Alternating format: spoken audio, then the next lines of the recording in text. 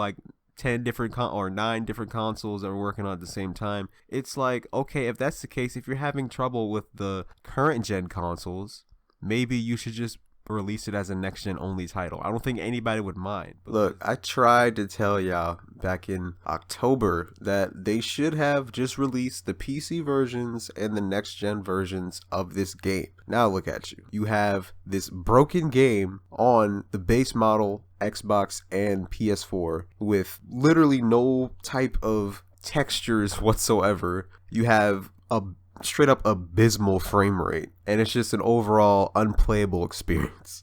This right here, this is an L for Cyberpunk, 100%. Now, am I saying the game itself is trash? No, of course not. The game is phenomenal. The actual components of the game, the great storytelling, the open world aspects, the gunplay, all that stuff is great. It's just the performance that's hindering this game's potential to the point where it's basically unplayable on the base model consoles, which is exactly why they should have waited. But, you know, it's whatever. The game is out and people are complaining, saying that it sucks because it's running at a frame rate below 20 frames per second, and there's a lot of glitches, people having crashes and all this other stuff. All this could have been avoided if, again, they just focused on the next gen consoles, because that way they would have perfected more on the PC versions and the next gen versions, because those run decently, like right now.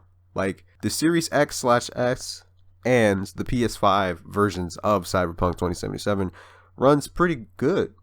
It's just the base models that run absolute garbage, you know? And I'm not mad at it because, one, I'm actually a part of the people, which is the majority, that have the base model consoles and do not own an next-gen system. But I know how beneficial it is for everyone if it was only a next-gen title. Why? Because you wouldn't have this, you know? You spend $60 for an early access game that doesn't even work, you know? Again, could have been avoided. It's just...